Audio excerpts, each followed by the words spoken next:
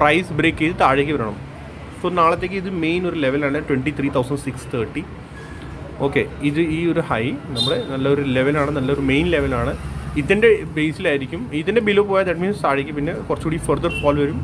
അത് നമ്മുടെ എവിടെ വരെയൊക്കെ വരും, അത് ഈ ഒരു ഗ്യാപ്പ് ഫില്ല് ചെയ്യാനുള്ള ചാൻസസ് ഉണ്ടാകും. ഓക്കെ, ഇവിടുന്ന് ഒരു ട്രെൻഡ് ലൈൻ വേണമെങ്കിൽ വരച്ച് വെച്ചോളൂ നമ്മുടെ ഈ ബേസിൽ നിന്ന്. ചിലപ്പോൾ ഇത് റെസ്പെക്റ്റ് ചെയ്യാൻ ചാൻസസ് ഉണ്ടാവും. ഇത് ആക്ച്വലി ഐഡിയൽ കേസസ് അല്ല. ഇപ്പോൾ ഐഡിയൽ കേസ് അല്ല. ഐഡിയൽ കേസ് എന്ന് പറഞ്ഞാൽ ഞാൻ നിങ്ങളുടെ കൂടെ എലിറ്റ് വേവിൽ ഷെയർ ചെയ്ത മറ്റേ ഇതുണ്ടല്ലോ, മറ്റേ 1 2 3 4 5, അത് ഐഡിയൽ കേസാണ്. ദാറ്റ് മീൻസ് നോർമൽ സ്ട്രക്ചറിൽ പോകുന്നത് ഇല്ലിറ്റ് വേവ് 1 2 3 4 5.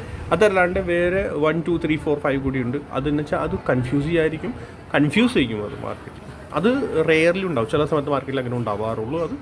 അത് ഇപ്പോൾ എനിക്ക് അതാണ് തോന്നുന്നത്. ഇത് ദാറ്റ് മീൻസ് 127 പോയിട്ടില്ല. അപ്പോൾ എന്തായാലും വരട്ടെ താഴേക്ക്. പിന്നെ